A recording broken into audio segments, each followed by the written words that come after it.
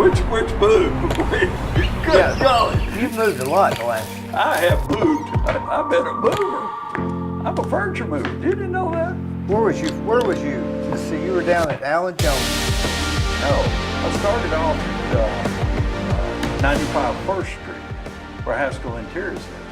Then I moved across the street to 80 Church Street, and from 80 Church Street to 92 Oak Street, from 92 Oak Street to 221st Street, from 221st Street to 92 Oak Street, from 92 Oak Street to 120 North Ocoee. Is that to confuse you? Is one location been better than the other?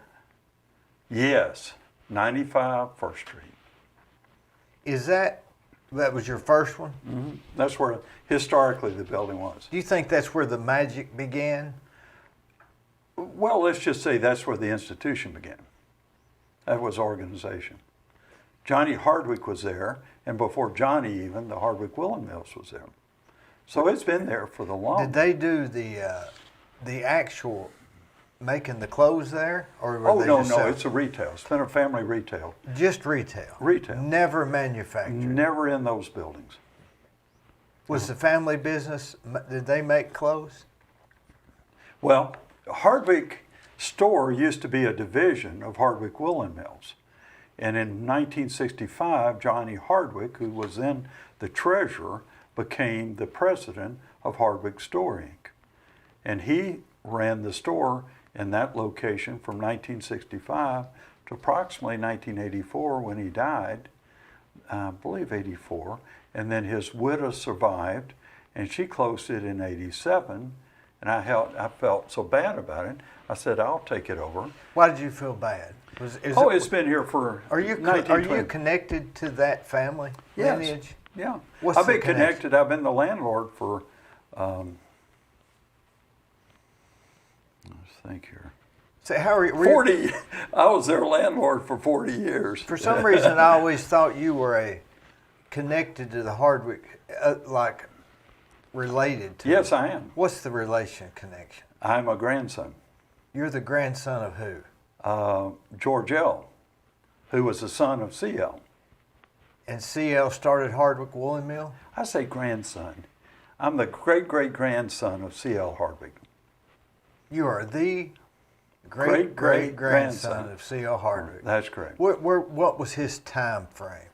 Ooh, you got me, hadn't you? Like when was his? I think he was 1830-ish until 1880-ish, I believe. How did he get in the? Or maybe 19, when did he die? He might have gotten up to 19, well, let's see. I think he got up to 1905, maybe. What was his, how did he get in that business? He was a merchant. Because textiles was big around here then. No, he was a merchant, and he was pots and pans and cloth and foodstuffs in downtown Cleveland. Where was he from originally? His parents were from Charleston, Tennessee. They were Indian agents. They weren't. Now they were no Indian blood in them. They were just Indian agents. And then his father went west and was killed out in Arkansas, and his wife came back and raised young C.L., and C.L. got into businesses and started. So he was sold pots and pans? Mercantile, old mercantile store. I don't know if he sold tobacco or whatever, but so he had his own store. Yeah, Hardwick and Tibbs. And then they ran it up until near 1860, and Tibbs went to Dalton, and Hardwick stayed here, and then the war comes, and he basically had to depart. He'd be a rebel. C.L. Hardwick. So he He'd fought, be a rebel. So he fought with the Union? No, he's a rebel. Oh. He's a rebel. Oh. Yeah, that family were rebels. They're Confederate sympathizers. Oh. So we were the town was occupied by the Union forces, and then he left. Where'd he go? I think he went to a farm somewhere. I hadn't found the farm, but he went out somewhere. Did he come back? Oh yeah, he came back to town, and then he got in. When they had to leave, So the Union came in and occupied the whole. That's when Sherman burnt the courthouse. Is that right? Well, I don't want to say he did, but let's say that the courthouse was burned. I don't have the facts. So during that period, when they came back, did they still own the property they owned then? Oh, yeah. Well, I don't know if he owned it. I don't know if he leased it or owned it. So I haven't. That would have to disrupt everything. The town was disrupted, yeah. Mm-hmm. I mean, bank loans and property taxes and et cetera, et cetera, et cetera. It was a tough part of life. But they had to get everything together. So after he got, when did he start but he was already doing the Hardwick store then, the Hardwick clothing. Well, no. Then basically, I think we would just say he was connected and he was an entrepreneur. And he was fortunately connected to a banker, and that was, I think, one of the Mayfields. And he was connected to the fellow that had the copper mines, and that was a Rott. That was Rott. Rott family from how powerful was Rott during that period? Rott was an industrialist, and he was wealthy. And then Craig Miles was here in town, and he was a part of that group. And then there were livery stables, so CL got involved with wagon wheels and started doing some other things. He was an entrepreneur. He got into a number of things. Then he started a spoke factory, I believe, down in Dalton or in Georgia. Making wagon spokes? Wagon wheels. Mm-hmm. And then he, with some others, got together and said, we're going to start it. So they made pots and pans, or what we called ironworks, or ironware.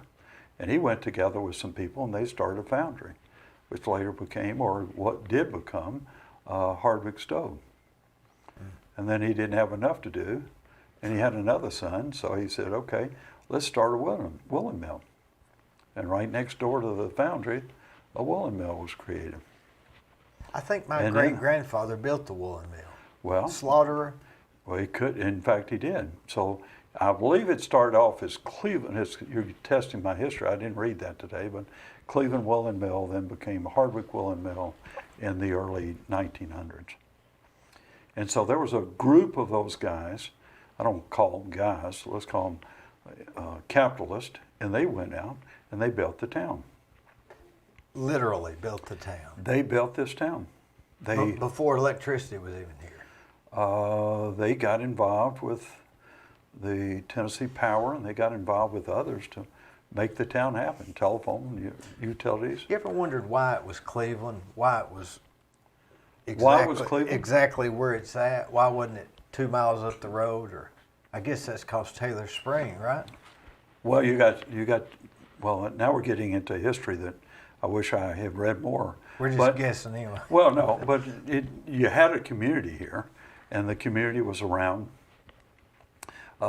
formation, a government formation. And then the second thing is you had to get copper some way to commerce or to industry, and the rail lines were key to that. So it was a mule train from Copper Hill to Cleveland, Tennessee. My understanding is that Rott played a bigger part in getting the railroad to stop in Cleveland. I can't tell you that, but I think it was influential. You know, he's buried here. Yeah, I have never been to his grave. Yeah. It's in the north end of Fort Hill Cemetery. In fact, he has grandchildren in Chattanooga. Let me ask you this, Mm-hmm. and I want you to be honest. What does the V stand for? Vincent. Vincent. Vincent. Who is Vincent? Joe Vincent. Joseph Vincent. Joseph Vincent. The Joseph Vincent was my father's name, and Joseph Vincent was my grandfather's name. And you'll have to go back to Wales and figure out, and I haven't checked it, where Vincent came from a Welsh family.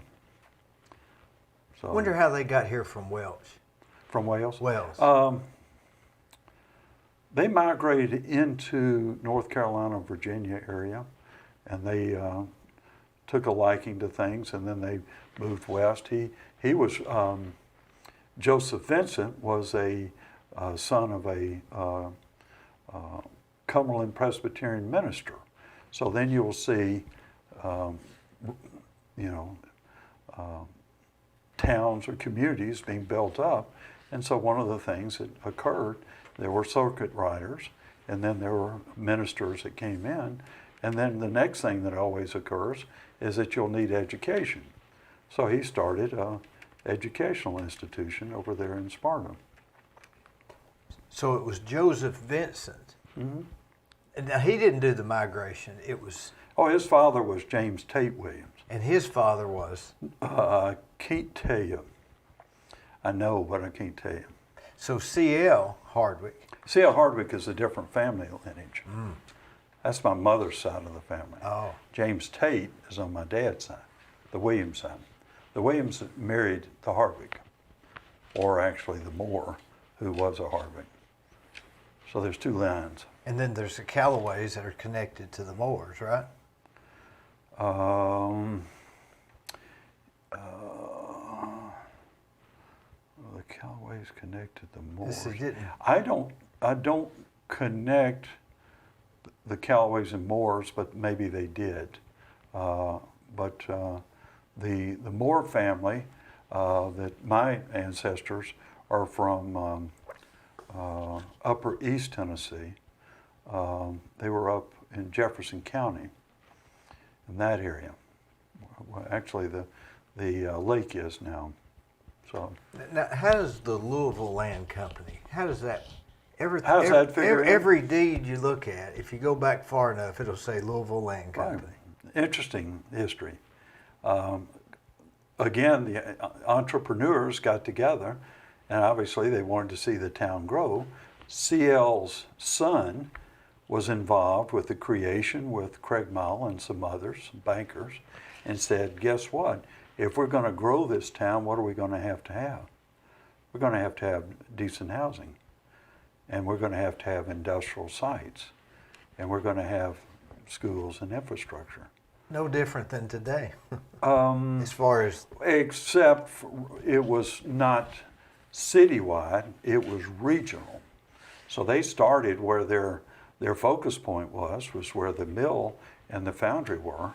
And if you want to think in terms of, I just use 3rd Street, the old Lee Highway, and you go south from there, that's where they were developed. And they went from Fort Hill all the way over to, they may have gone all the way over to the Ridge. I think they did. So with the Louisville Land Company, that they were just a group of investors. They were a company, development company, and they went out and they said we have to have housing. So they went out and subdivided the land, and I don't think they built the houses. Now they may have, but at that same time, back to industry, there was a need for a lumber mill, and there was a need for a brick factory, and et cetera, and you'll start to kind of piece together, there was a need, and they kind of like building a pyramid. They started off with jobs, and then they put more infrastructure, and then before long they had a community. They had housing, they had education, had water systems, they had brick mill, they had a brick factory, and then after that they started making furniture here. Why do they call it Louisville? Was somebody from Louisville? Don't know the origination. Louisville was in Kentucky, and Louisville was in Tennessee. And there are two, and I haven't pursued each one, but there may be a connection with Louisville, Tennessee in raw materials or some process that was originated in Louisville and came here. At one time I thought there was a sheep farm up there, but I can't confirm that. So your relatives were just a member of this investment group? Yeah. Mm-hmm. So He's one of them. So along the lines, you acquired quite a bit of real estate in this process. No. Mm-mm. Louisville Land Well, that's another story. But Louisville Land actually was set up to liquidate. That's the best way I can say it. It was not set. They could have continued because, but it was set up to liquidate. They were a liquidating company. So everything they sold, they distributed to the stockholders or to the partners at the time, stockholders, and then they didn't buy anything else. So it's kind of like a subdivision. They created a subdivision and they liquidated the lots. Interestingly enough, comes another story. As time went by, our cemetery, Fort Hill, was begun about 1830-ish. And in 1905, they were finding that there was not enough space. And so they said, what in the world are we going to do? And they said, well, this guy has a farm, and it's adjacent to the cemetery. Why don't we buy the farm?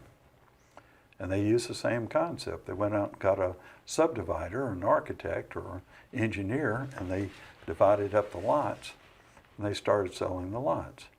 And Louisville Land Company. Right, and they were liquidating the lots. So after all of the property over here was sold, I don't think there's any remaining. Then what was remaining are unsold cemetery lots. So that's the history of Louisville Land. And that was it. Well, then I come along. What's your connection? Well, I come Other along. than your... I come along. And I said, there's no way that you can manage a cemetery if you're in the liquidation business. There's no way you can manage. They don't go together. They don't operate together. So I said, we got to come up with a way. So I came up and I started dreaming, and I said, okay, I know a number of ways that you can do it. You can go out and invest in property that is cash flowing property, and take that cash flowing property, and then you take those monies and you put into the company. And that way the roads and the upkeep, because it wasn't making any money. Well, then the company it almost went bankrupt. I would go back to this. When I got involved, it was on its backside. It wasn't going to make it. I mean, it could have been liquidated, given it to somebody. And somewhat times I volunteered for the worst jobs, but I got involved and said, okay, I'll take it over, and the rest is history. Why did you want to get involved? Well, I'm a little crazy. That's the best way I can say. George L. is buried up there. The Reimers are buried up there. All the people that I grew up with are buried up there. So it was kind of like, okay, who's going to do it? It's kind of like the last straw. I drew the last straw. Nobody else drew a straw, so I drew the straw. Same reason you got into the Hardwick clothes business. No. Well, I mean, a Hardwick store. Not Hardwick clothes. store. No, I volunteered to go into Hardwick clothes. Because you hated I applied for a job. because you hated to see it go out of business. No. We got the different company. Hardwick Clothes was the son or the descendant, if you would, of Hardwick Woolen Mill. That was my first job up here. But now, after you volunteered to take over the cemetery, you sort of raised your hand, and all of a sudden you're it. Tag, you're it. I was tagged, and every lawyer in town came after me. Because you raised your hand. I raised my There was hand. no monetary gain for you. Oh, there's never a monetary gain there. It's just what's the difference between that cemetery and all these other cemeteries out here that nobody's watching? It's. I mean, if they weren't next to a church, nobody'd mow them. Well, I'm not going to say, but let me just. I'm a dreamer. I've got little dreams to see things work better, and so I'm always working on a different dream. I haven't been able to implement that dream yet, but I'm always looking for things. And I don't think a pet cemetery would work, but you never know. At one time, I thought I'd put a microwave tower up there, or I could put a windmill up there, or I could put photocells up there, generate utility. Or what's it for? Just to mow? Well, no. If you generate income, then can perpetuate the inventory, the cemetery, and keep it up better. Just mowing. Income. Just mowing it. Well, no, it's more than mowing. It's roads, mowing, curbs, fill in, monument resurrection, a lot of things going up there. It's A maintenance nightmare. Cutting trees, cutting limbs. Well, not a nightmare. Let's call it. It's an activity. How big is Fort Hill? About 26 acres. How many graves? 19,000. 19,000. Golly. Do you sleep at night?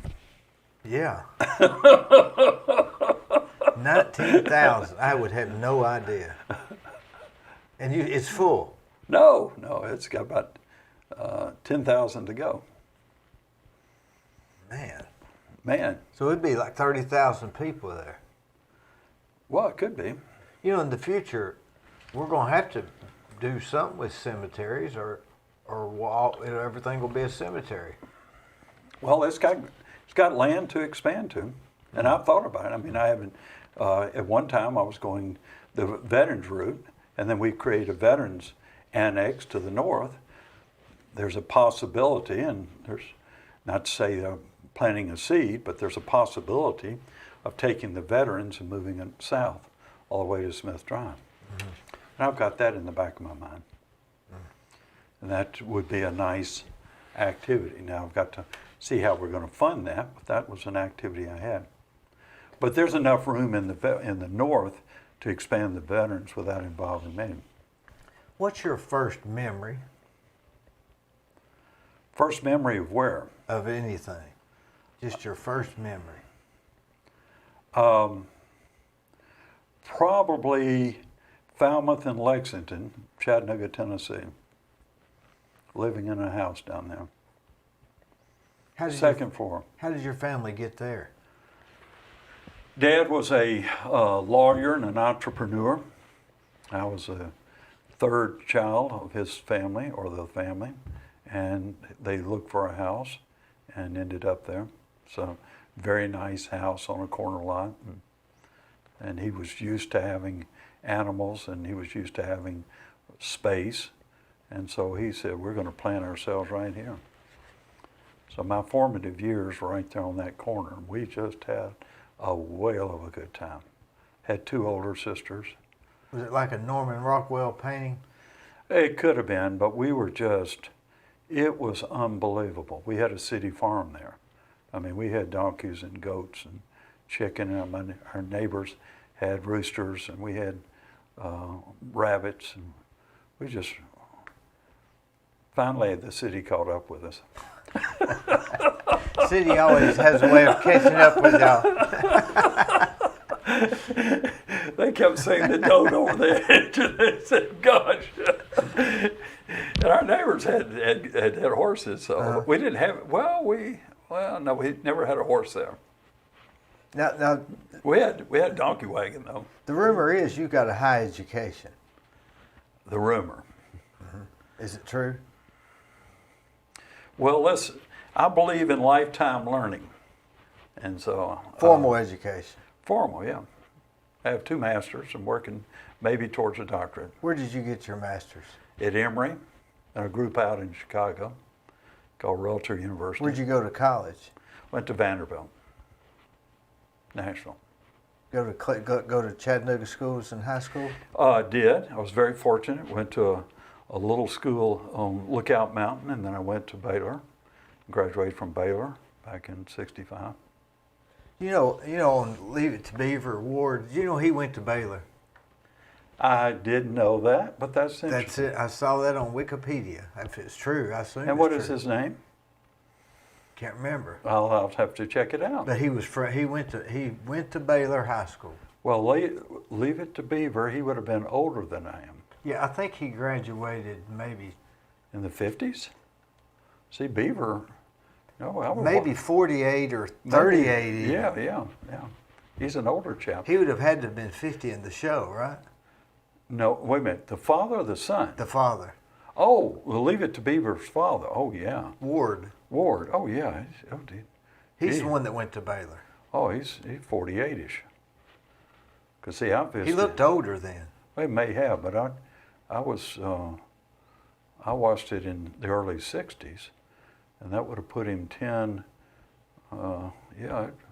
28 or 30, I guess. I don't know. I'm older than 48. I don't look as old as he did. Yeah, but it's interesting, It is.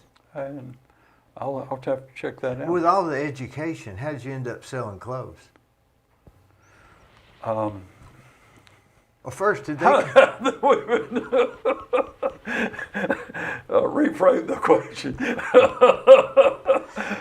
Why did you end up in the clothing business?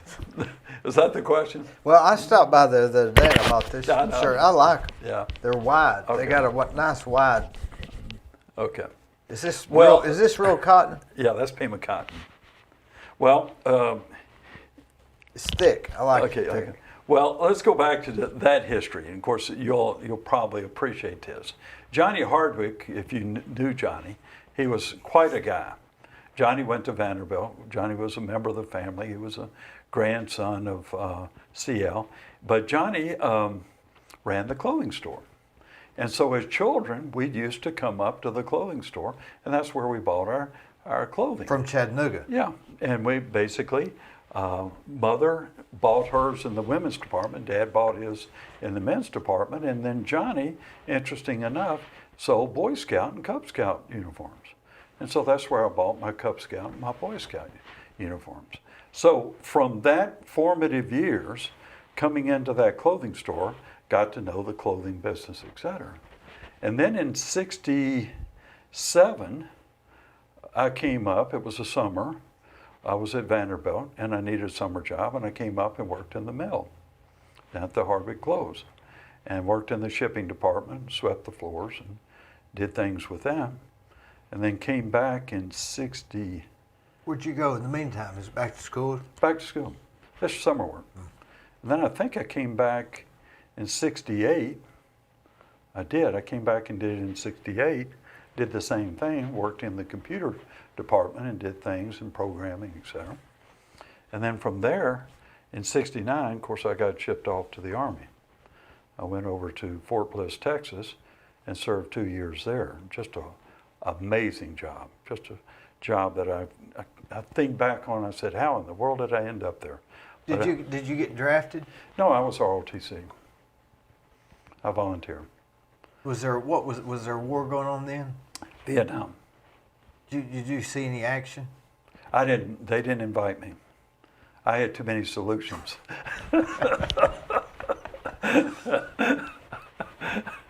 In fact, they caught wind of my solutions. What did you do while you was there? Huh? What did you do while you was While I there? was in El Paso, Yeah. I was they trained me to be a missileman. So low altitude and high altitude missiles. So then I started developing thoughts and ideas. And then I became a general's aide. And my whole job there for 2 years was to make sure that VIPs that came to El Paso, military, diplomats, foreign dignitaries, were well treated and protected. I was kind of like a bodyguard, if you will. Mm-hmm. I didn't carry a gun. I just was a big target. Mm-hmm.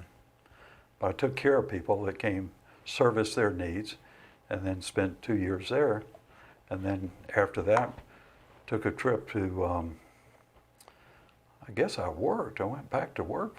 Then I came back up here and worked, and then took off to Emory, then came back up here and worked again. Went to Europe after graduation. What for? Europe? Yeah. See the world. Never been to Europe. No other reason? See the world. Experience. Had a friend that went to Emory with me. He's a Vietnam veteran. And he said, why don't we take off? I said, well, I'd never thought about it. Let's do it. And so we hit about 13 countries. And we had a Eurail pass. How long were you gone? Long time. 2 Year? months? No, 2 months, just the summer. June to, I'd get back to work. At the store? At the mill. So my first job was working down for D.S. Stewart. He was the president of Hardwick's. And my job was to be his assistant. And he taught me the business. And from there, I basically got into manufacturing and got into production, got into finance, got into collections. Then I got into inventory, a lot of inventory, I bet. a lot of payroll, a lot of sales. Was that place rolling at that time? It was in fair shape in 73. The economy was a little tight, but thank goodness that group had the forethought to find some money, and they got a bond issue from the industrial revenue, and they went out and built a plant out on Old Hassel Road. And so my first big job was I was the project manager to build that plant, a 180,000 square foot plant out there on Old Hassel. In 73, 74? 73, 74. I think we moved in 75. But then once I built it, I had to move the plant. And so I practiced logistics planning with a bunch of other guys. And we had a Red Ball Express, and we actually ran the plant and moved the machines and people at the same time. Well, I bet that was complicated. Yeah, it was fun. It was. What did they need? Did they need a new plant at that time? Oh, for sure. It was a multi-story plant. The efficiency, American Uniform had cooling at the time, and so it was a dated plant. And it was a functional plant, but it had elevators, and it, up and down, up and down. But if you're going to be state of the art, you're going to have to bring in new equipment and satisfactory working conditions. Why did they want to have multi-levels at that time? No, wait a minute. That was when the mill was built. Yeah. That was a woolen mill. Yeah. So they were able to do that as a woolen mill.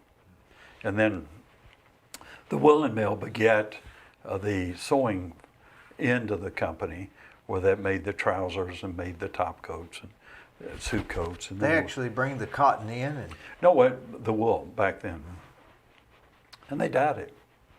But that was closed down in about 65. 65, the woolen mill was sold to John L. Hutchison out of Chattanooga, who was an industrialist down there with Peerless Woolen Mill.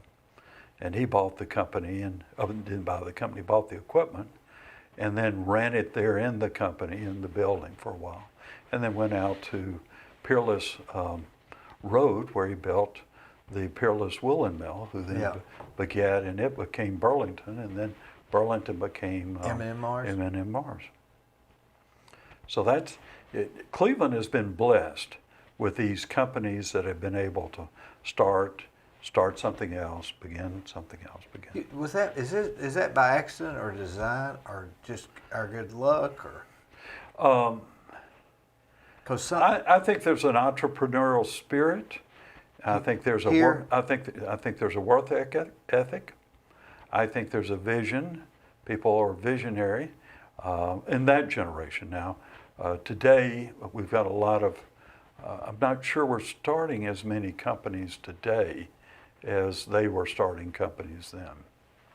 It's probably harder to start a company today with all the rules.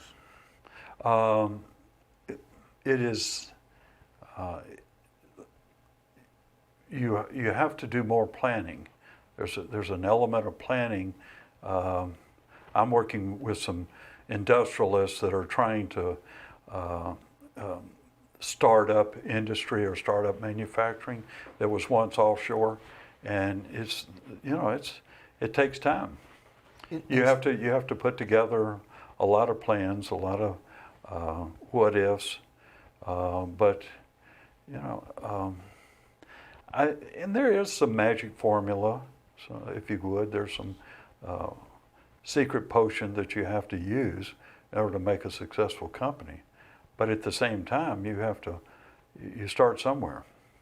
It's much like anything else, any entrepreneurial event. You have to start with a dream, you have to try a vision, and then you go and you start building on it and see if it can exist. But you got to have the people. Now you have to go back then, and we're struggling right now with employment, but back then there were there was I won't say a surplus, but there was an adequate supply of employment for employment. We could fuel the engine with employees in the area. But right now, you probably see, it's kind of difficult to find employees. Now you're talking about in the 70s. In the 70s, we built the company, and the economies. After you built The company, I will say, the economies of scale were remarkable. We were able to improve our production flow. Our costs went down. when you moved in 74. Sure did. Our costs came down. Our engineering improved. Our time study improved. We built some accounts, some remarkable accounts. We brought in computers, so that got us not only inventory but order processing efficiencies.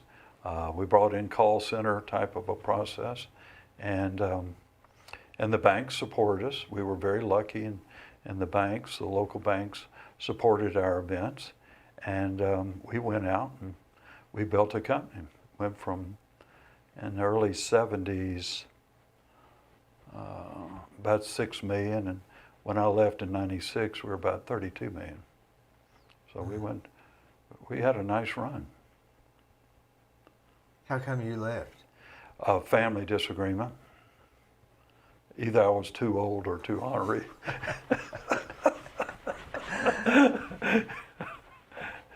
Yeah. How'd you feel leaving? Well, I didn't think my mission was over, but they did. I was going forward. I will say, and I'm not trying to say anything about strategy, I did have a different strategy. I didn't think that the company could survive with one plant in Cleveland, Tennessee, without looking for additional sourcing, without looking for sourcing at a lower cost, looking for different products that we could possibly introduce to the product mix that we can stabilize in case of a bad economy. And the board didn't feel that they wanted to do that.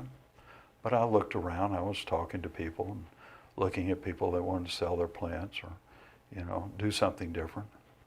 But, to me, and of course I guess I was raised in the company, but the whole thing is economies of scale. If you don't crank out, and I don't want to say crank out, if you don't produce so many units a week, and you've got fixed income or fixed overhead, and then you've got some variables in there, and then you've got escalation and inflation, if you don't crank out that and not regularly crank it out, and then not see that increase, it'll catch up with you. And indeed, that's what happened. If you don't deal with the economies of scale, somebody else will, right? Somebody will come in, and what transpired, and I regret to say this, but what transpired is that our competition, and I watched them, and I tried to tell the board they were out there, went down to China, and they went down to Caribbean, and they went down to Mexico, and they went anywhere and everywhere to find products of equal quality at less cost. And they were maintaining their profitability by shipping in that product and mixing it with domestically made product, and they were able to keep up. Well, they did that, and much to the loss at the mill, basically they did it so well that our market share between 1996, 1997 to when it sold in 2014, it just went down. Do most businesses have to change with the times, do you think? Every day. Every day. I had a good friend of mine that's a good businessman. He said you have to monitor and adjust every hour. If not I can't do that quite like that, but, it's much like I will tell you, it's like the stock market.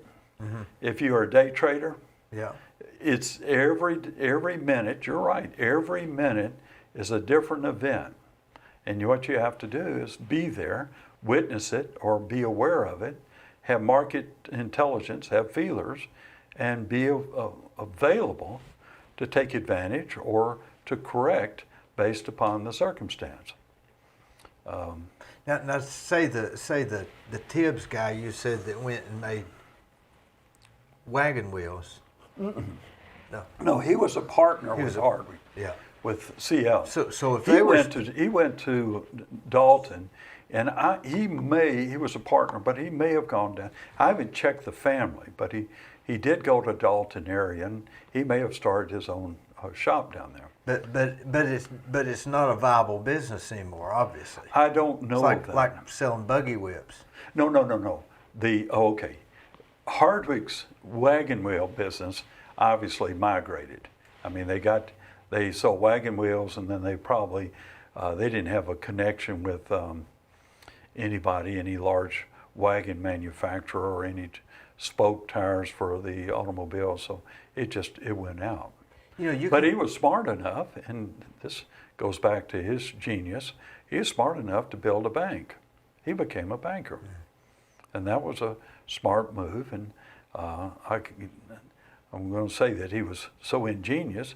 He went out and had about 6 sons, and he said, "Boys, we're going to go to work." And he put a son in each of his locations. And so they were out there working. Sometimes they worked together, but sometimes they worked separately in all of his operations. But you can have a business that does real well, and you do real well in it, and the times can change.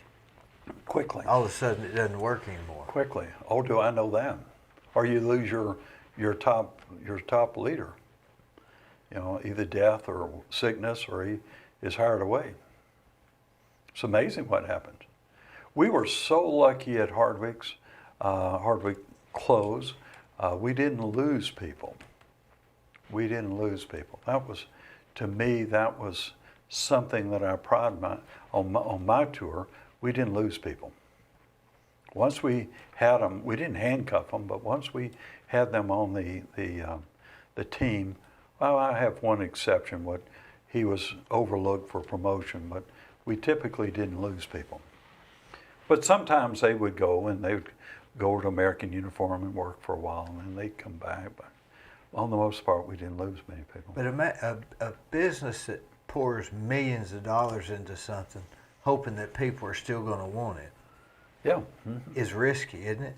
Unless you're forward thinking. Well, every business I've been in from the beginning has been a risk. And it's kind of, if you're in that mindset, then you're lucky. I feel very fortunate. I mean, I've been in the military walking beside missile systems, and that's just, you never know. And of course, I've been dealing with law enforcement. I've been dealing with all these activities all through my life, climbing off cliffs, jumping out of towers, whatever, and there's a big risk. But you get prepared for it, you train for it, and you get yourself aware of the shortfalls that you may have personally in dealing with that risk. And you got to make sure that you're prepared for them. Why even take the risk, though? Is there any reward anymore for? It's kind of, I've thought so much about that. If you're in the service business, you're really not, you're not taking a risk. You're just serving. You're just serving. It's another service medium that you're providing. So say you're in the radiator repair business. 50 years ago. I used to do things like that. Yeah, go ahead. I did. Yeah. Oh, did you do that? Sure enough. I was just naming something. It was my buddy. The one down there on 3rd Street, the one in Chattanooga. Yeah, he was. So, but I mean, I'd carry him in there, and that was, I hate to tell you, I was around all that stuff, and it was very risky what they were doing. But I mean, cleaning out radiators. But I mean, anymore, they don't even do that anymore. They just put a new one in. No, they just. So it's a business. They toss it. Back then, it was a clean out, fix up, fix the fins, and would they have weld it back, etc. Would they have had any idea then that the future would be disposable radiators? Well, I mean, how many businesses today in 10 years people won't even Well, want it? I would say that, but you know, I don't want to say you know, but I would just offer one thought is that the rules, the EPA rules, and the restrictions on acid and repair of radiators made some of those businesses obsolete. You just can't deal with it. You're in a hazardous area, and people just realize that, hey, we can't meet the requirements, we can't discharge all this mess. In fact, we got into that once before when we started talking about dyes. And anytime you're dyeing, you have a dyeing operation. Anytime you have a plating operation, anytime you've got where you're discharging chemicals into the system. And sometimes it just mandates the elimination of repair. So it becomes a recycling process rather than a repair process. So you recycle clothing, or I went down and bought some socks the other day. I thought, well, they're expensive. Looked on the label and it says made from recycled yarn. Mm-hmm. I thought, oh, well, this is interesting. And then you go and I pick up file folders and it says made from recycled paper, and then you pick up something else made from something else that's been recycled. And the only thing that I don't like to do is buy recycled tires for some reason. I just feel very uncomfortable with recycled tires. Or the retreaded ones. Well, that's recycled. Yeah. Because I've seen what happens to those. I'm driving on one right now. You know, and they just come apart. In fact, I've seen them on the highway. Any business now needs, if you're a very big business, you almost have to have somebody sitting in a room thinking about what if. That's it. That's what can we do next? What could what's happen? Our next step? What could happen next? Yeah. Or why not? And that's part of the creative genius of this country. We get into that. Do you think Who would have thought back in 1969? I'll test you a little bit. Who would have thought that the process was to shoot down airplanes? Okay? Who would have thought that same process we started thinking about shooting down missiles? It's the same concept. So we basically low altitude missiles. And who would have thought? I mean, that's the same type of thought. I know we're thinking with the Minuteman and the ICBM back then, but we're talking about low altitude missile systems. So somewhere somebody was saying, hey, if we can shoot down this plane, why don't we shoot down this rocket? That's right. And somebody said, well, you're crazy. Well, we were out there, I was working on those. We were developing that system, and now 10 years later we have it. So not 10, in 5 years it was developed. And now they're used over there in the Middle East. So it's the same type of concept. The wild thinker is very valuable, isn't he? Indispensable. The designer, the guy that does research and development, the fellow that is actually out there thinking of a program or a need, an unfilled expectation, invaluable. And so often, and I'm not saying they're discarded because of their mechanism or their mannerisms, but so often we overlook those geniuses. And they're out because they're not actually making something or bringing money in. Nobody can sense it. Nobody can sense it. You just don't have a feel for what this guy or gal is capable of. And that happened to me. It still happens to me. I had an interview before I came over here today, and same concept. How can we take human capital and magnify them, and yet then empower them? And that's what maybe I enjoy doing, is finding that human capital that you can empower, make them into something that they're not. And that's what we did. We had a great thing going at Hardwick Close. Hardwick store has been a little bit more difficult. Describe the day you left Hardwick Close? Kind of interesting. I've packed up my materials, kind of like the old stories where you pack up your materials in your car in your cardboard box, and took it down to an office upstairs office in downtown Cleveland, and became a real estate manager. And then from there, I got a license. Real estate manager. Did you own the real estate? Yeah, at that time, I had a couple properties, Like, and then took it from there. Like 10 or 5? Oh, it could be 10.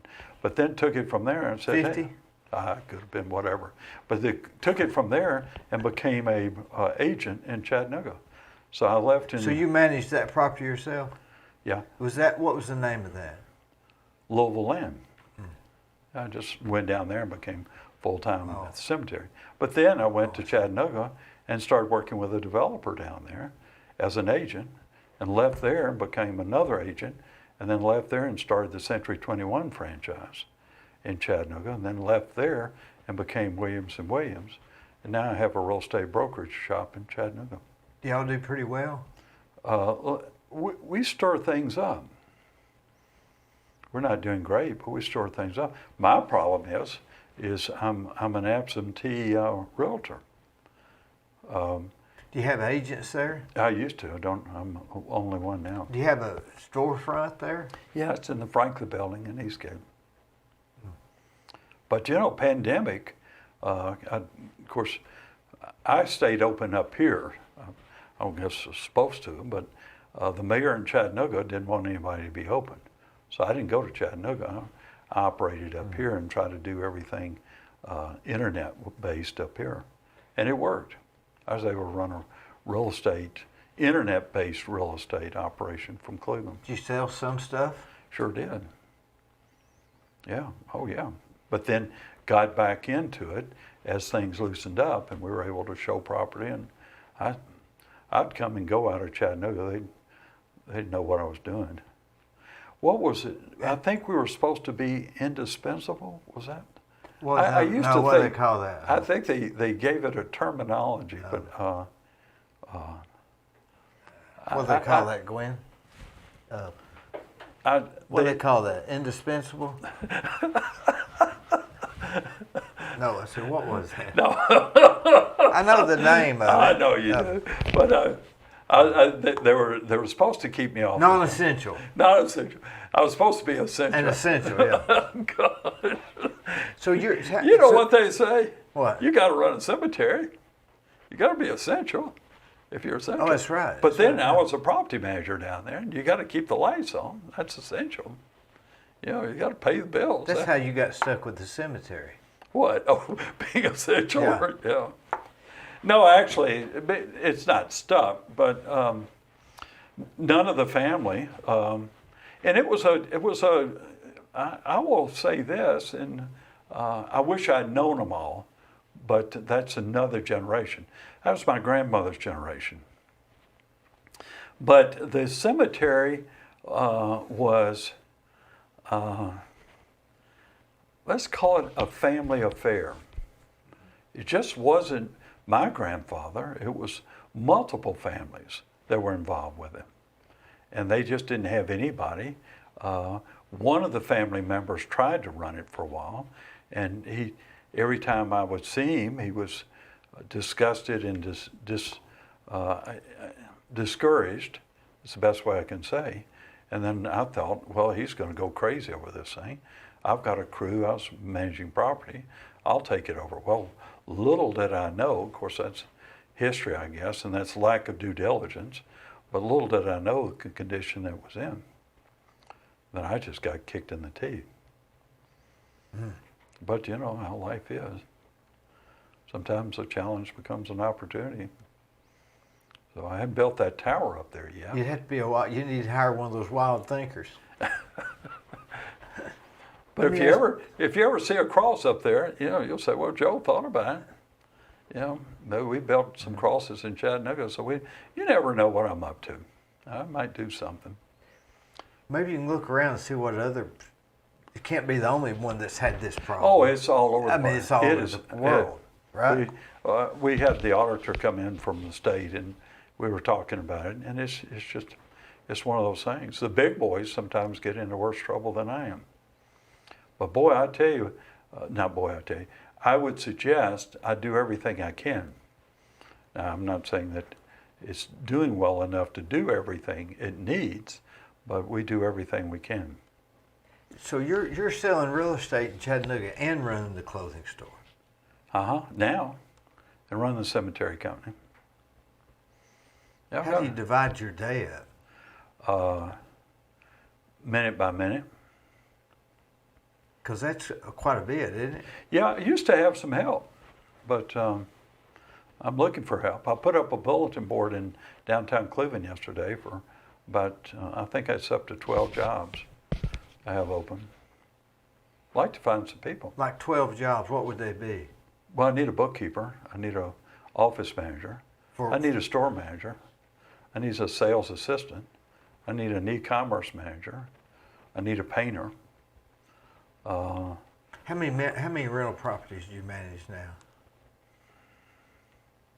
About 30 doors, I think. And some vacant land. Vacant land. Lots. You got that lot on 4th Street. Yeah. That you won't sell, right? Did you see what I did lately? Put a fence around it. How come? Everybody was dumping on me. Oh, that's on 4th Street. I've helped that one near Deer Park. Oh, that's 14th Street. 14th, yeah. Yeah. Hadn't put a fence around that yet. But I did have a lot of the Why neighbors. don't you just sell it to me? Well, I think that might be, but the question I think everybody is, maybe I'm trying to envision, is whether the house will be expanded that's on 14th Street, on Harl, or whether the house on Harl will be torn down and a brand new house be built. Was the one on Harl? Or whether there should be two houses there. You own the one on Harl? Mm-hmm. It's on one lot. I had a very unique grandfather. His name was Hal Moore, and he would get up at 4 a.m. and he would go out and build houses. And he'd manage property, but he had some sidekicks, and they had some lumber yards and whatnot. And he'd go out and do that. And then he went down to the mill. He was a general manager of the woolen mill. His name was Hal Moore. So he built these houses. Mm-hmm. And I guess, or I surmise, back then they didn't care whether you built two houses on the same lot. So that's just one lot. That's one lot. But didn't it have another house on it? It had an old farmhouse on it. And so he built in probably 30s the house on Harl. I don't know what was on it. Could have been a farm. I don't know what it was. But it's the edge of farm out there at the time. You go up north and I don't know when Deer Park was started, but a lot of that was just open ground up there. Do you have a set schedule that you follow during the day? You better believe it. Like what? Like every morning, up early. What time? Oh, about 6. Get her rolling. Used to get up earlier. What do you get rolling? My maintenance guy says, Joe, you got to show up at 7:30. Where at? Downtown. I used to show up at 7, but then I went to 8. But then I got people that want to get. How does he know what maintenance is to do today? We go down and we have a staff meeting. We surmise what we're going to do for the day. How do you know where you get calls? Get calls, and I visit and I observe. And I've got a background of inspecting.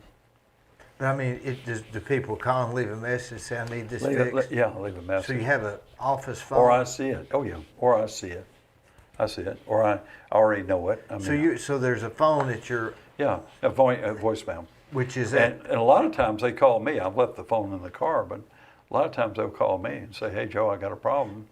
So they leave it... You got a phone for the management company. And I got a phone. And you got the Hardwick phone. Close. Then I got a phone. And then the real estate company. They can call me, yeah. So when you get there at 7:30, It is. It is. I don't use a whiteboard. I used to, but it's a dream meeting.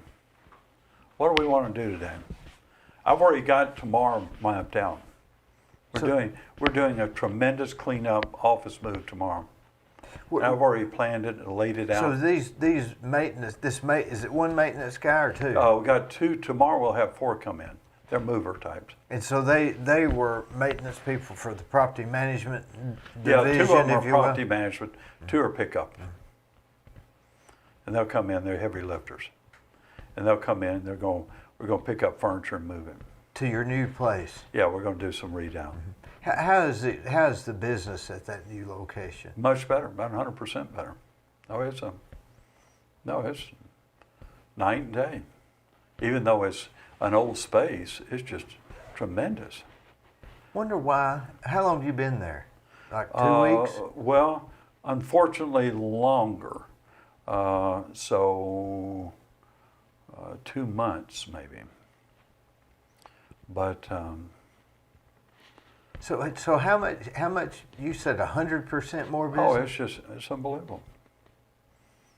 Well, where you were at before didn't seem like a clothing store place. No, it was a former furniture store, Steve Lamb's place. and it was Steve Lamb's before them. It was okay for a furniture place, right? Everybody came in there looking for furniture. In fact, they still do. But for better men's clothing, it's not a place. Do you think since they tore those buildings down, it'll help? For furniture, I'm thinking about running a used furniture operation down there. Closing out some things. You know, used furniture, it's everywhere, isn't it? Well, I've got it. I pick it up. People leave it. I do too on apartments. Yeah, people leave You're supposed to keep it 30 days. That's where I leave. Oh, gosh. Now you know my warehouse. Yeah, that's where I keep it. I keep it for about 30 days, and then usually it's not worth anything. I worry about bed bugs too if something had I don't touch used it. furniture. I don't touch it. Yeah. I don't touch mattresses, and sometimes it's kind of funny because I'll leave the couches out or I'll leave a sofa out for a while to see if I see anything coming.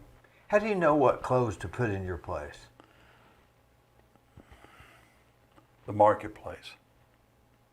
What he's wearing, what you're wearing, what people are wearing.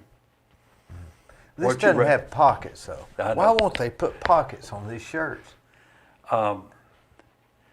There's a designer out there that says golfers don't use pockets. Or there's a designer. But why does there's a designer that says too many people have pockets. Let's don't put pockets. There's all kinds of reasons that people use a different design. How many buttons have you got there? 2, 1 here How many buttons have you got? and 2, How many buttons do I have? 3. So it's just a little different.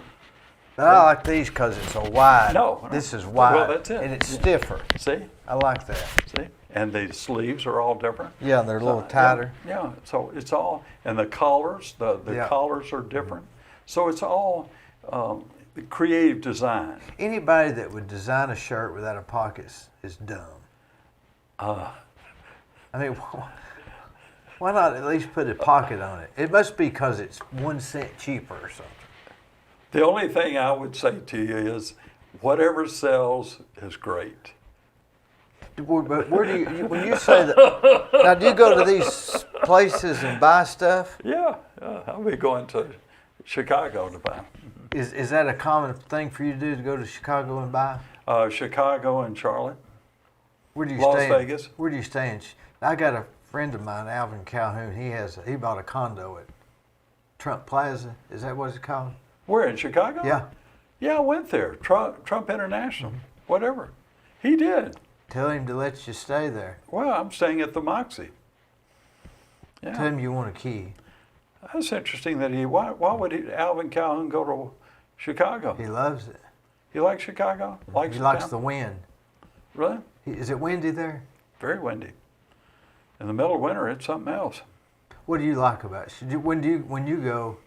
Well, I like Chicago, the show. I'm not saying I like the town much. I enjoy the town. I went to a couple of things. I went up to, He says the concerts and stuff are all free. could be, but the Mercantile Mart is 30,000 square feet of wall-to-wall manufacturers or manufacturer reps. And it's unusual to be able to pack in 3,000 vendors in 3 days. Everybody's selling polo shirts. No, Right. no, it's everything, top to bottom. Everything. Shoes, tops, hats, outerwear, boots. So when you see these vendors, what do you do? Say, I own a clothing store in Cleveland, Tennessee. Oh, they know me coming. And so they're You trying. register and they check you out. And you go in, and typically you have, over the years, built up a representation or a relationship with them. Like this type of shirt here, how many will you buy in a year?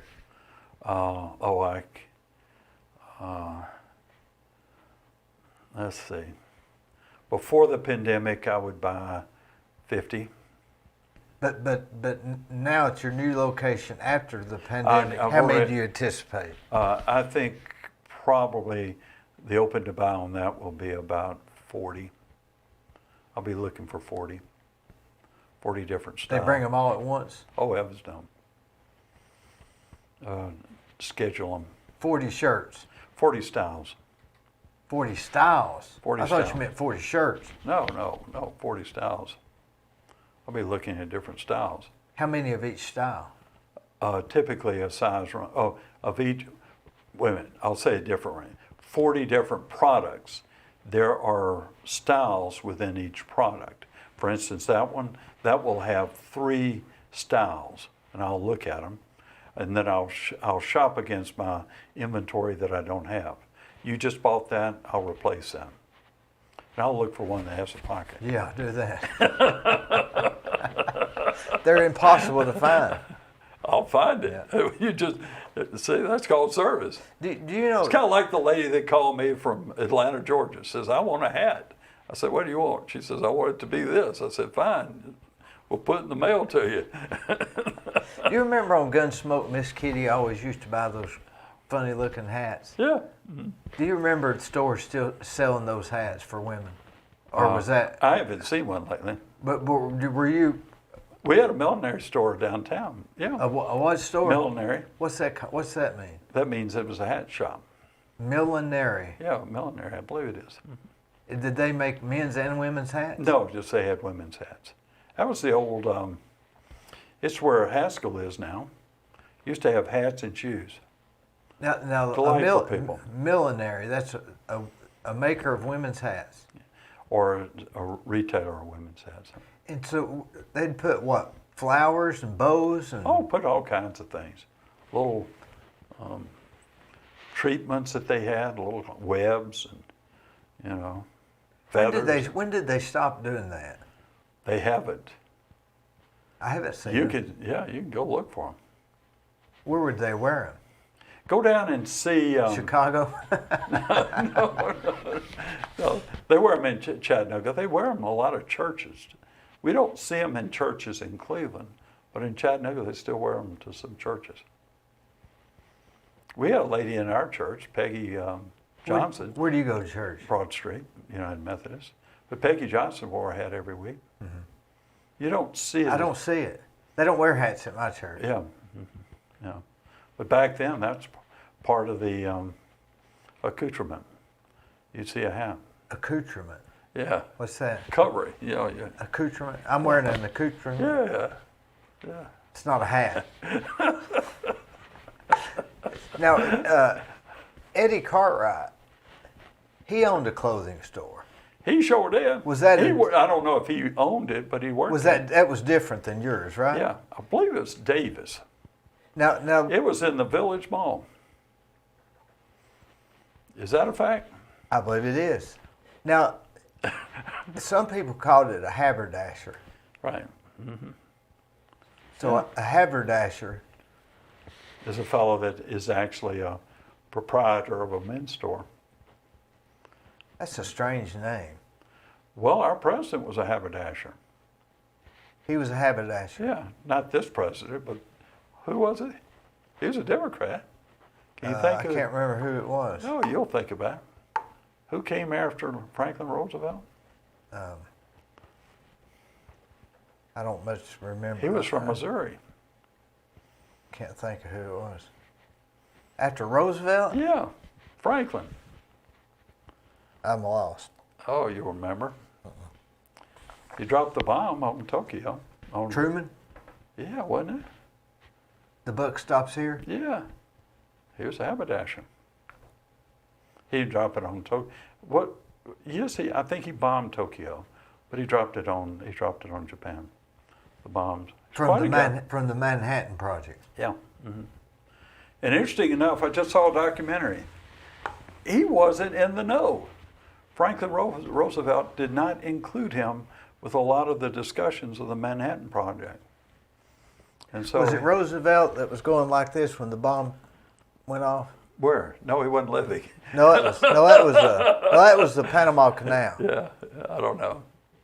Which one? My was- dad was stationed in the Panama Canal. That's interesting. How long was he in the military? 2+, I think he was probably 2+. He was a reservist for a while, Navy reservist. When you moved back to Cleveland, when did you say, okay, I'm moving back to Cleveland? When you bought the... No. I moved to Cleveland. Well, I worked here. I'd interned. Yeah. And I had 3 roads, if you want to call it. I had a road into banking, and I almost took that road. Mm-hmm. And that would have been staying in Atlanta and working for one of the large companies down, banking institutions down If you there. had, I'd been a lot nicer to you. Well, it could be. The second road was to work in Chattanooga and probably working in a banking institution. I had taken credit and collections and finance and marketing. I might have done that route. Or the third route, interesting enough, is to come up here. And it was so coincidental that this opened and at the right time. And it was an adventure. That's the best way I can say. When you first started it? When I came up here, it was an adventure. I had no I wasn't on the board, so I had no understanding or privy to what they were up to or what their plans were or what their circumstance might be. And when I got here, I mean, it's kind of like they said, guess what? We're throwing the sink at you. And I thought, oh boy, this is great. And here we go. And it was a fun road. I mean, to think what we did. Yeah, it was really something. No, it was. How many employees were there When I left, it was 750. Mm-hmm. Oh, it was a road. Mm-hmm. Oh, it was great. It was just, I mean, we were purring. But now that you're in the clothing business, do you like that better, or managing property, or selling real estate? Well, you know, that's people ask me what I like the best. I think serving people. I enjoy serving people. I love serving customers. Always done that. What do you identify as mostly? I mean, with 30 pieces of real estate, you wouldn't even have to work, would you? Do what? If you had 30 pieces of real estate. No, every day. But you wouldn't have to. Every day.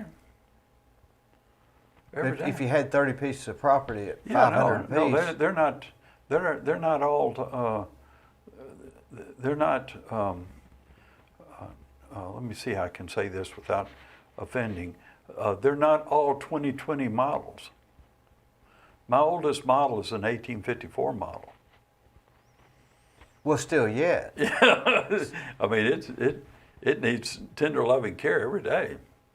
I mean, You know, old rentals do that, don't they? yeah. I mean, but it's tender loving care. I mean, and then you have, and I'm not trying to tell you this is not fun, but then you have mental breakdowns, and you have people that don't pay rent, and you have people that leave a junked up apartment. You have to fix it. And then you got people that break down your windows and break in, and you got people that have dogs that bark, and you have people that... You got the city saying your tenant's not mowing the yard. Yeah, and you got mowing, grass, and then you got neighbors that throw all their trash on your property. I mean, it's that's what I was talking to you about 4th Street. I had a lot over there, and I thought, well, how are we going to solve this? We had people that would actually physically take everything out of an apartment and put it right in front of the apartment building, my apartment building. I thought, that didn't look good. That's trashy. So I said, well, let's put a border around this area. And let's plant some flowers. Let's do something so they just don't come in and dump right in that area. And we tried that, but then they went across the street, that vacant corner there, and they started doing that. So I went over there the other day, about 2 weeks ago, and I said, good grief. They had put everything, and everybody went through everything, and there was stuff all over the place. I said, okay, finalize. We're going to put a fence around that house, that property, and we'll put a no trespassing sign on it, and we'll see if we can keep people from trashing us up. Well, since then it's worked. What's your hobby? I'll tell you what, though, the funniest thing is, so all the neighbors, all the homeless people came over and said, what you doing? He says, we're fencing this off. They said, why? He says, we're going to put a Dollar General here.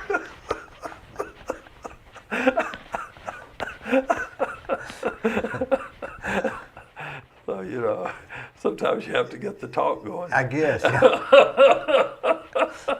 Boy, the homeless people, they would walk, I guess they would walk from the summit right past your place to that Salvation Army. Every day. Did you ever go in the Salvation Army and get coffee? I used to go in and try to support them, but I haven't been lately. I couldn't get their hours right. I go down the street. What's that coffee shop for? Well, it was for, you know, I'm not trying to say community, but association, or I don't think it was much for income production, but it was a service that they were rendering. I don't think the homeless were so much using it, but it was an outlet. Is the coffee free? Oh, it's a shop. It's a coffee shop. I went there one time and got a cup, and it wasn't very good coffee. It wasn't. I drink Army coffee, so it didn't matter. Where'd you get your Army coffee? Down at the sanitary food liner. Is it called Army coffee? Well, it's black. What is it called? Just I don't know. It's out of the pot. Oh, you don't get it. You're not talking about. You don't have it at your house. No, I don't. I go down there. I need to stop doing that. I'm giving away $1.10 every morning, so I need to start doing something different. That's Nicky and Jack's. No, it's down there where Teresa used to have it. Yeah, it's Nicky and Jack Patel. Yeah. They're really nice people. Yeah. Don't ever try to reserve a truck with one of them. I haven't ever tried that. But, only talk to April. Oh. Well, they're Teresa's buddies. Yeah, she really likes them. What about what's your hobby? Oh, history. History Research. Of what? Biography. People, leadership. History of events. Used to do historic preservation. I'm currently the president of the Chattanooga Historical Association. How many is involved in that? Oh, we got about 150, 170 people. You've got more ties to Chattanooga than people would realize. I'm very well linked. I grew up down there on the streets. Do you consider that home or Cleveland? Interesting enough, I have 2 homes. Used to have 3. So you live... I used to have 3. I used to have, 3 homes. I have a home wherever I am. I used to have a home in Nashville. Do you have one in Chattanooga now? No. I mean, a home in the sense, I'm home based there. I go down, I've got an activity there that causes me to do operations. But you live... I live physically here. But I have spent the night in Nashville a lot. Used to, at one juncture in my life, I spent a lot of nights in Birmingham. And that's, those were Army ventures. That's when I was in the Army What do you do Reserve. of the evening? Chill. Watch TV? Read. Chill. No TV? Do Oh yeah. I watch some news and then that's about it. But I chill. What time you get home at the end of the day? 8 o'clock. What are you doing until 8? You guessed it. You say it's planned out, regimented. Yeah, I'm somewhere. Where are you usually at 4:30? I'm somewhere. Where I'm are you either at? on the road from Chattanooga. I'm in Chattanooga. Say You just don't know where I am. I'm in a meeting somewhere. I'm in Toastmasters or something, doing something with them. It's not. So you're stayed real busy. I'm a hustler. I don't say that. You negative. cook at home yourself? Yeah, I've done that. Is that where you usually eat when you get home at 8? I have a way to do that. Cook up something. What do you cook? Anything I can find. I think it's spaghetti tonight. You cook it yourself? Yeah, You I work it up. you're not married?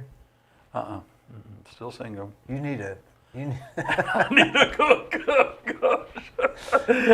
I tell you what, I tell you what, I've got a bulletin board downtown, and I've listed 12 jobs, and I think I've got to put down there the bookkeeper. I think I'm gonna put down there a cook. A wife? No, I think I'll put down a wife, but then I'll put down a cook. Why don't and you a get on helper. one of these dating sites? Oh, listen. Huh? Yeah. I mean, why not? No, I've tried some things like that. They, Didn't work. They've got them perfected now, I think. Yeah. I went Well, on. what would you put? I went on a date once. Just don't put your name. Good golly. Maybe that's what's wrong.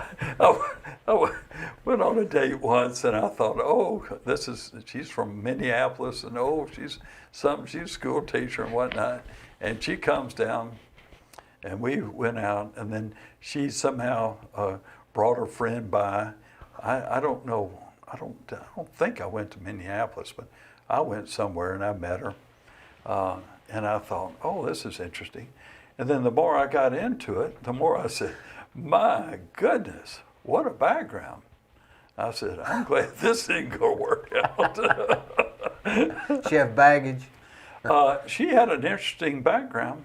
I won't say baggage, but there's a lot to be said about not only dating sites, but what do they call it? Lookups, personal lookups. Yeah. Be verified or whatever. Yeah, e-verify and stuff. Some are right and some are wrong. Well, it doesn't matter.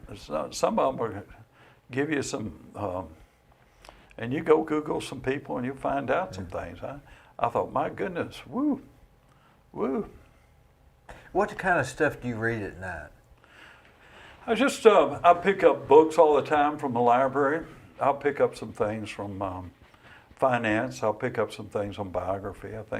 Pick up things on literature. What do you mean biography? A biography of certain people? Yeah, people. Like who? I pick up this guy, Schwartzman, that runs the large investment company up in New York. I'll read his biography, and now I'll read military biography. I'll also, I'm a military historian, so I like that. And then I'll go in and I'll pick up some information about national security matters. I'll get into that. I love intelligence. My dad was an intelligence officer, and I'm kind of in the same bit. So. Is it just for fun? There's no end result you're looking for? Yeah. Knowledge. Be smarter. That's the only. Get your brain. Your brain's a muscle, and I'm guilty of not exercising, and my exercise is my brain. That's where I get all my. So you'll read how much a night? Oh, sometimes I'll read 2 books a week. Go through 2. Like that thick of books? Yeah, just whip them. Like 2 hours a night you'll read? Yeah, so I'll whip them. I got 5 I got to read right now. You turn the TV off while you're reading? Yeah. Just turn on music? Yeah, go for it. I mean, you turn on some music while you're reading? Yeah. What kind of music? At night it's always peaceful. Anything peaceful. Like I listen to WDEF a lot. You listen to Baroque, Kenny?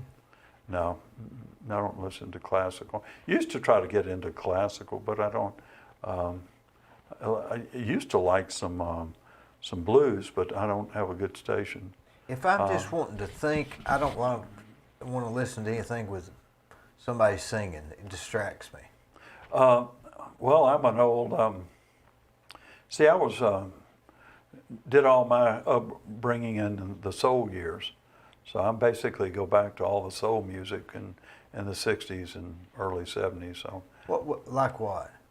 well, if you go back to the Temptations and the Four Tops, and then Percy Sledge. Percy Sledge, and we were fortunate at Vanderbilt. We had a lot of people that came down to the Pike House of Booker T and the MGs. And You're talking about stuff prior to Elvis.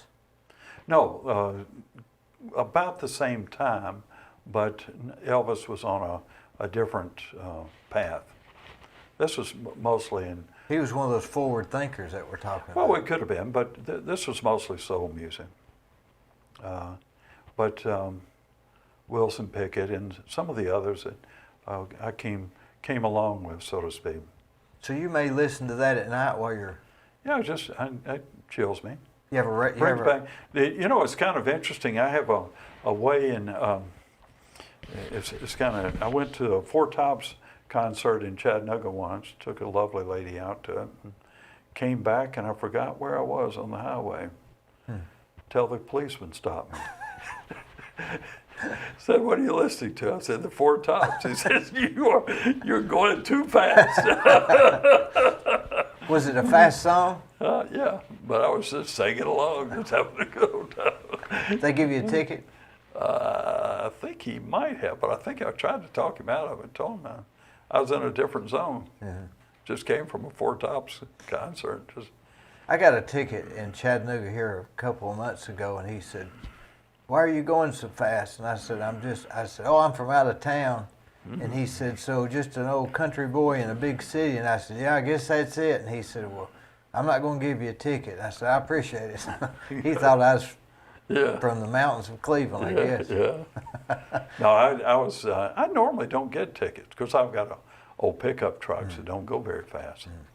So, but at any rate, I get a lot. I know, but that night I was zoned out with the Four Tops.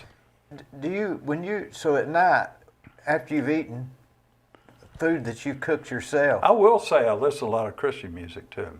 I should have left that out. while you're eating? Yeah. So I'll have that on. So I have, different likes and different. What's it like going home and cooking for yourself? Easy.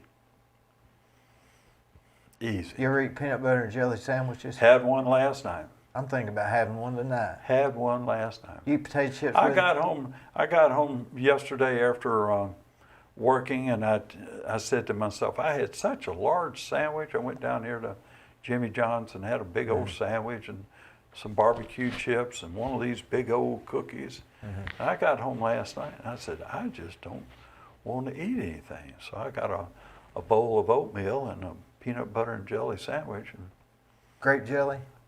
no, I didn't have any jelly, but peanut butter and strawberry jelly. So I was able to. No potato chips with it? Potato chips, they're not my friends anymore. I eat them all the time. I eat at Gardner's. But I eat them all the time, but they're not my friends anymore. I think I got too much fat in them. I get to where I can't eat them like I used to. Well, I eat them because it's a package deal. I'm already ever buy eating. a package deal? Oh, you buy yeah. a sandwich, you Yeah. buy chips, and I have a Hershey bar and a pickle and a glass of iced tea, and that's it. Hershey bar. Yeah, From Gardner's? yeah. You heard about Hershey's, haven't you? Oh, that chocolate's good for you. Is Gardner's back open? Yeah, doing the carry out or pass through the window. You don't let you in any still? They don't let me in. I've asked them to. Will they? Lassiter's are open. Then you can go in Lassiter's. Well, every other restaurant's open. I know. Why would they be closed? I'm not sure. I know it's upkeep, and it is COVID. You have COVID, and I don't want to sound negative, but COVID is still present in the world, and there's precaution you have to take, and but I haven't been in there to see if they've restocked it. Now they may have had such a tremendous loss that they haven't gone in there and restocked it. So they've just got, which means it's economical. They're just selling sandwiches and things right off of but they don't have all the, products on the wall. But I liked going in there because of the atmosphere. I love it. I've been going in there since. I put their window in, that pass-through window. Good for you. That's a good deal. Yeah. But I mean, I like them. I've always liked them, and they're my friends, and I try to, support them. They have a lot of neat stuff to buy. They always have the Three Stooges playing too. Yeah, I know. Well, that's why I'd go in there, and that helped me. I could associate. I said, he's on my maintenance team today. Does your church have Sunday night church or just Sunday morning? No, it doesn't have Sunday night. It's got 2 services in the morning. You sit in the same place every week? I moved. I moved from the back road to the side road. And I kind of like it there, but I think I'll move again. Is everybody back to normal there? We had a good turnout today. How many? I guess we had 70, 75. That's not that many. What was it before COVID? Oh, we were full. How many? Had 2 services. How many will it hold? I'd say 200. Don't quote me on that. So 200. 225. 2 services of 200. I mean, that's the capabilities. They have Sunday school in between. Yeah, we have Sunday school now. You go to Sunday school? Yeah, 8:30, 9:30. Who teaches it? We've got 2 teachers in our group. We're in the Varnell Day class. Remember Robert? Yeah. Robert Varnell. Bob. Yeah, Bob. He started it. He used to be my attorney. And Connie Day, you remember Connie Day? Used to work with Ben Lungley. I remember her. She was kind of the follow-through. What did Bob die of? Agent Orange, I believe. He was young, wasn't he? Uh-huh. He was my dorm, what do we call it? Dorm manager at Vanderbilt. He went to Vanderbilt Law. Was he originally from Cleveland? He was from Cleveland, wasn't he? Yeah. His dad was the farmer. Did you know him when Yeah. you went to Vanderbilt already? I knew the family. But you didn't know him? Not him personally, but Did I knew them. Did you hang around him there at Vanderbilt? He was no, I didn't, because we associated, but not well, because he would study and I would study. It wasn't easy for me at Vanderbilt. I had to work, What do you think? but I played hard too, so I had Did to you work. get in any trouble at all? At Vanderbilt, interesting, no, I didn't get in any trouble, but I saw the world. At Vanderbilt? Yeah, ever since Vanderbilt, I've been on an adventure. It's called absorption. If you had it, I absorbed anything and everything, both on the campus and off campus. if you had to do it all over again, what would you have focused on? Focused on, boy, that's a good one. What would I have focused on? I don't think I would have changed anything. I probably focused on. I probably would not have focused on so much. I would have restricted my focus. If to think back, I would have been less likely to have gotten involved with so many different things. What do you think caused that? I called genes. You think you My get dad was just like me. you think you get bored, or It is one thing is it's a little bit of we're adventuresome. We're pioneers. We would get involved with different things. We build businesses. My dad was that way. I've become that way. do you get He bored? got With, in routine. do you What's get that? bored with what you were doing, or you No, still want we- to do it all? No, opportunities end up in your lap. That's the best way I can say. You know, you can have so many opportunities that it can Oh, you put bog you out down. of business. Oh, it'll bog you down. I mean, I know. I've been there. I've had some cases where, deep down. But then for some reason, and I did a project in Chattanooga, and it took me 20 years to pull it off, but then I pulled it off. So I mean, there's a 20-year lifespan on a project. What would you focus it down to? 2 areas in your life that you would narrow it down if you had it to do over again? I think I would have married her. I think I would have. Married who? I'm not going to tell you, but I think I'd married her. And I think probably. Would she have married you? Yeah, probably. I don't know if we'd stay together, but we'd married. But then the next thing is, I think I might have, I'm not saying I would have, but I think I might have I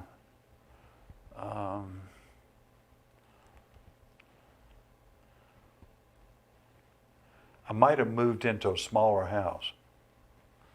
Might have lived in a smaller house. Than you live in now? Yeah. How big is that house? About 3,000 square feet. Golly, I bet you live in 20 square feet. Oh, God.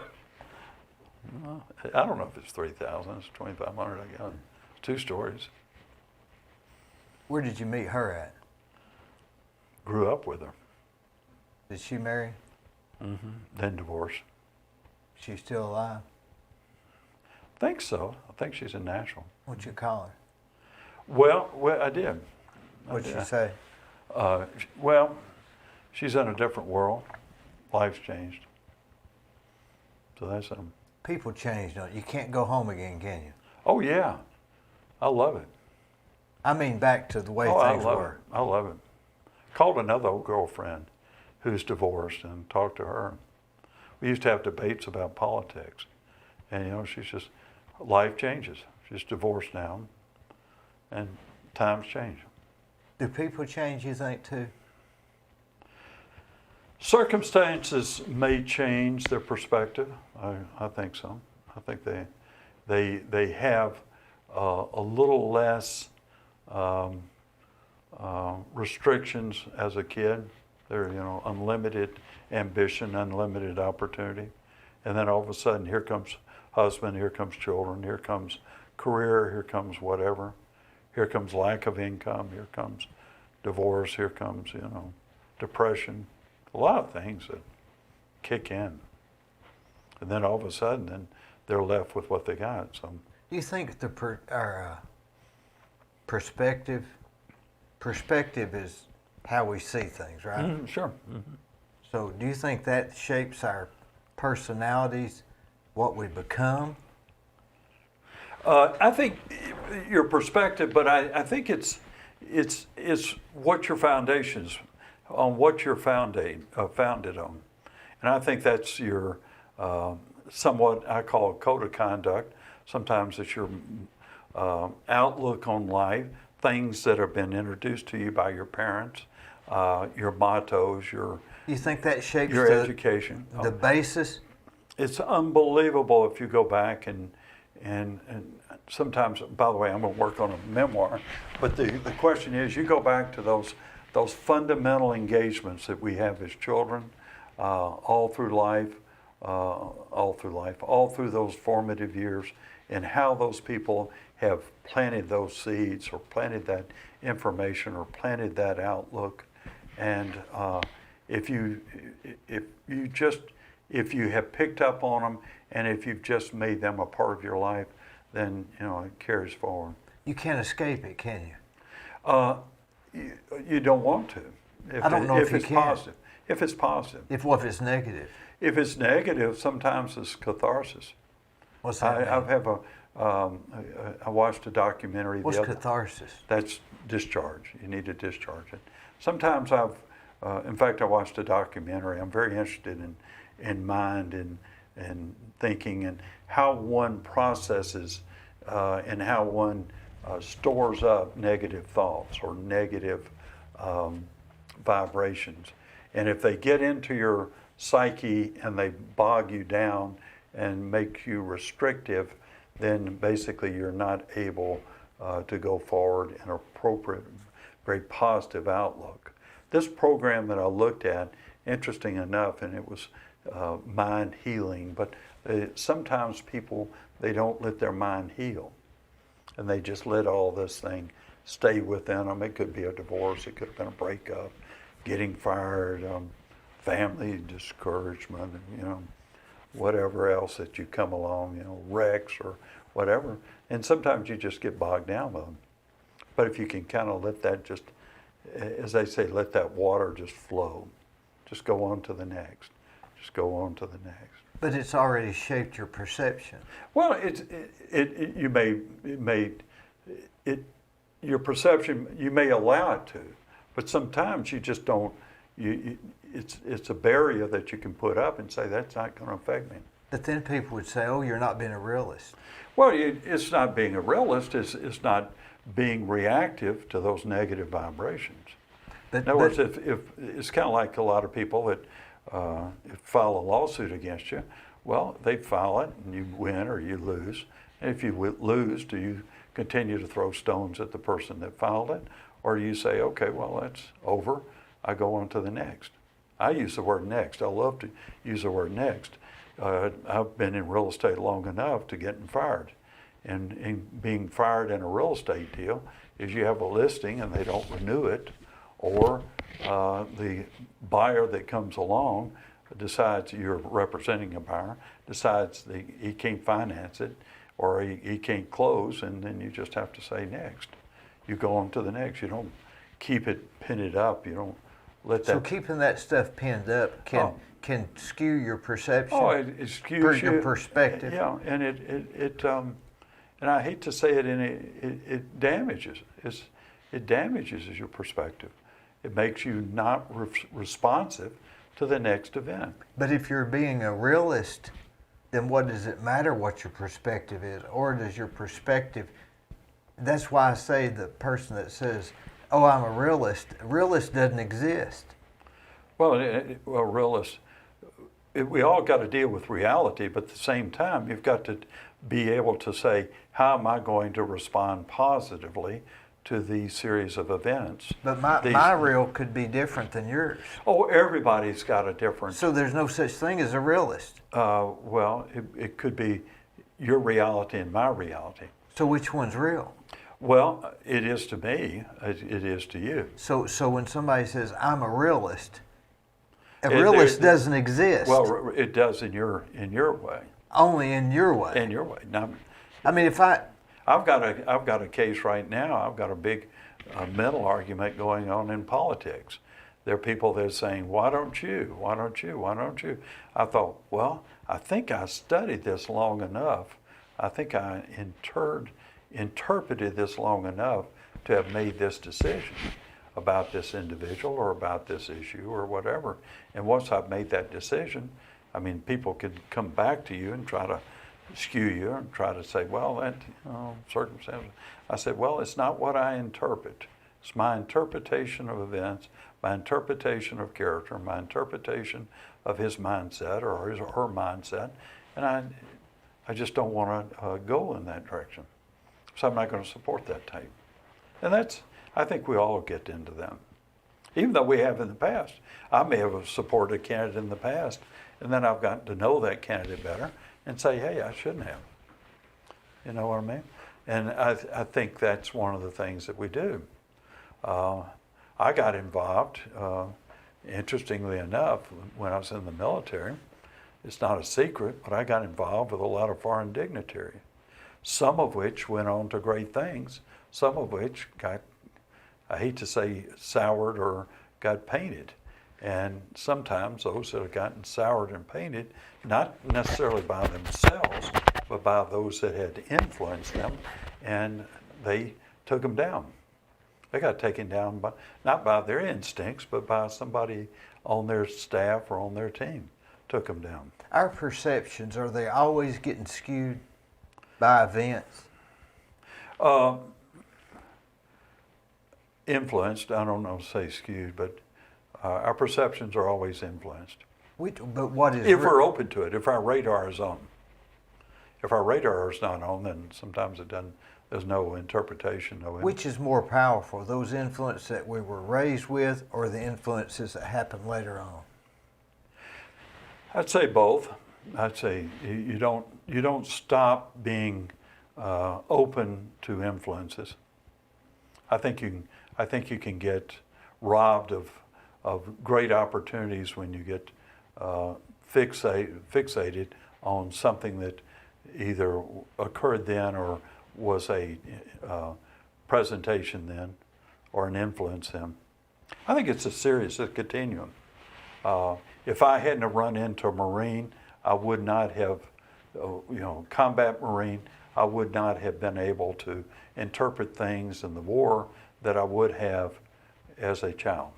So that influence made me a better person because I didn't know it. My brain was not cognizant, or I wasn't aware of. And that's the thing about the Medal of Honor Museum in Chattanooga. That influence opens up people that have never thought or never been influenced by the people that have been warriors in the past. Okay? Over these years. Some people know of them, but some others that don't. So it's good to stay open-minded about new things, obviously, right? Exactly. In fact, growing up, I mean, there was and we have to kind of go back in generations, but growing up, there was only one color, and that was gray. There wasn't any blue. People that had a blue color were from the north. We didn't associate with anybody with a blue color. And interestingly enough, what's happened over time is what you go to a college or you go to a high school that has people from a different walk, and then certainly you get into the Army, and then a different walk, a different background, and then certainly into politics, national, and then you get into other things, and this whole world becomes a larger opportunity to understand what people are doing and what their outlooks are and what their drivers are, what they really want to achieve.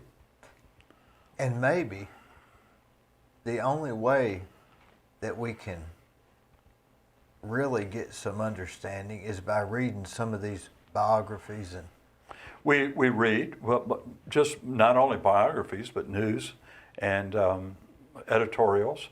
Now, if we watch if I have a big regret, I thought about this the other day. This pandemic has really hurt me. You know why? Why? My newspaper source has dried up. The library no longer subscribes to newspapers because of the pandemic. So you don't have access to regional newspapers to read, to try to absorb different points of view, et cetera, et cetera.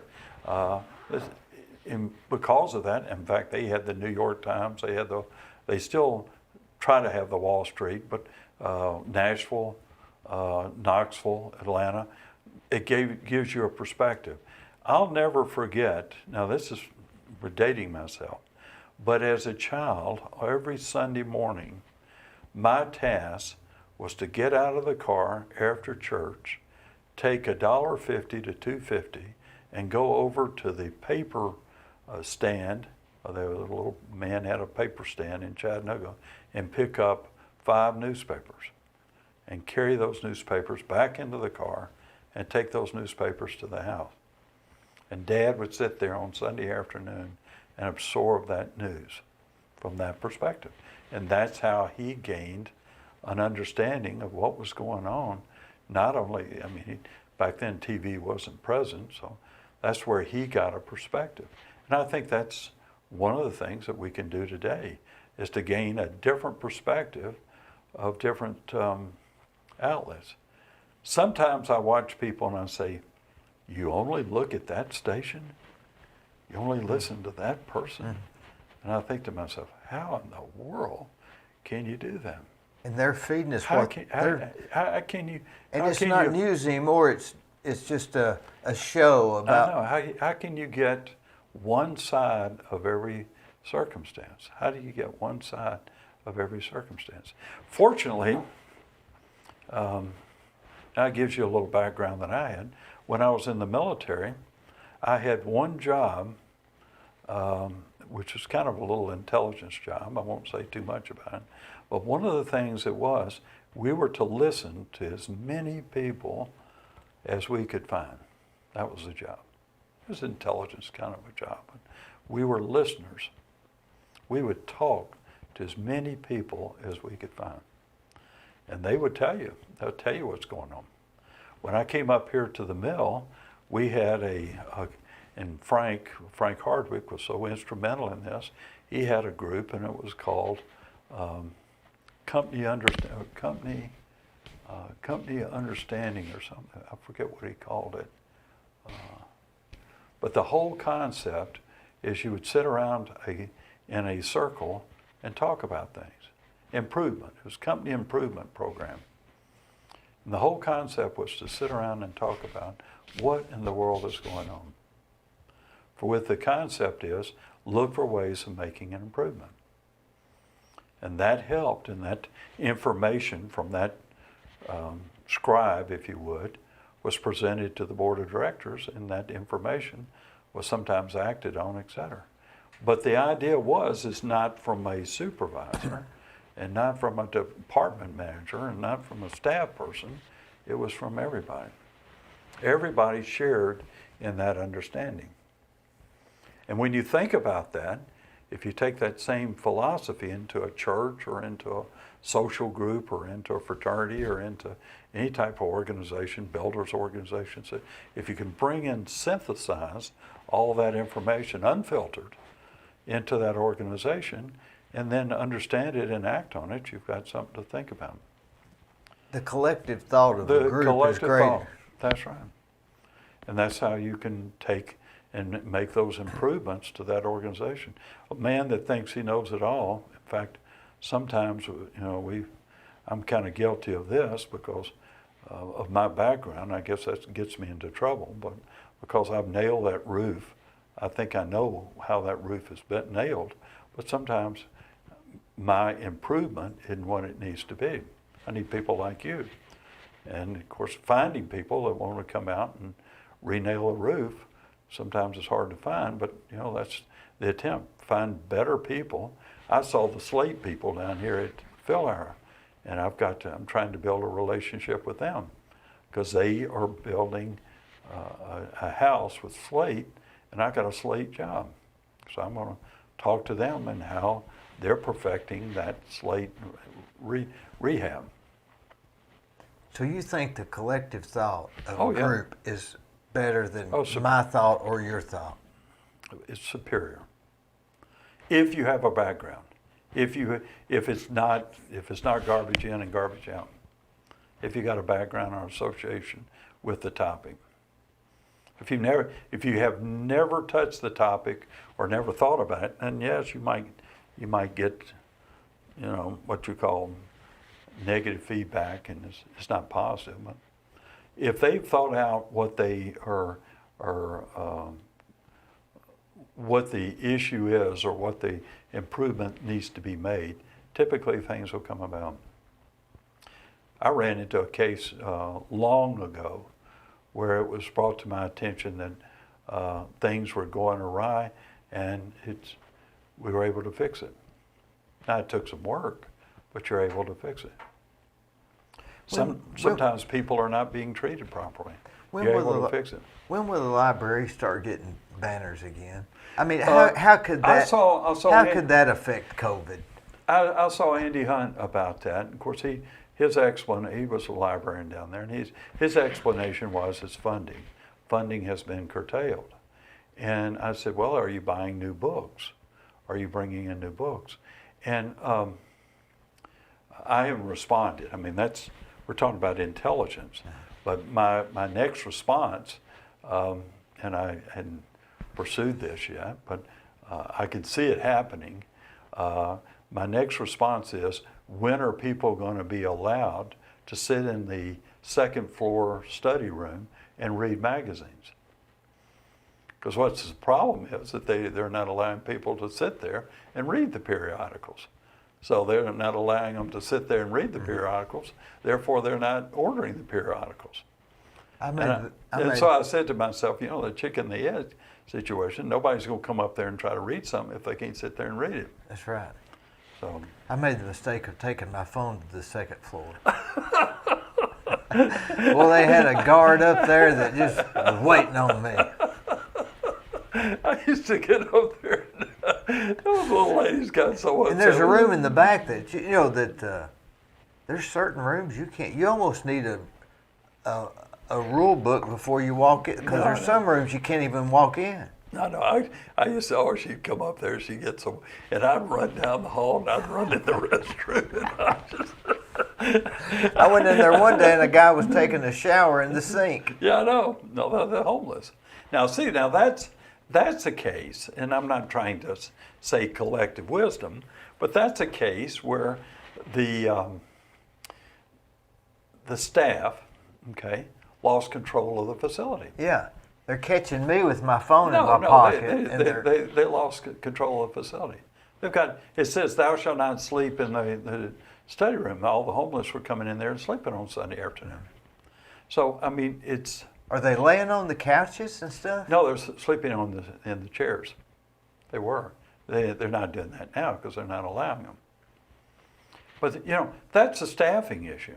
That's just pure and simple saying, hey, we love you, but this is not the purpose of the library. We're not a shelter here.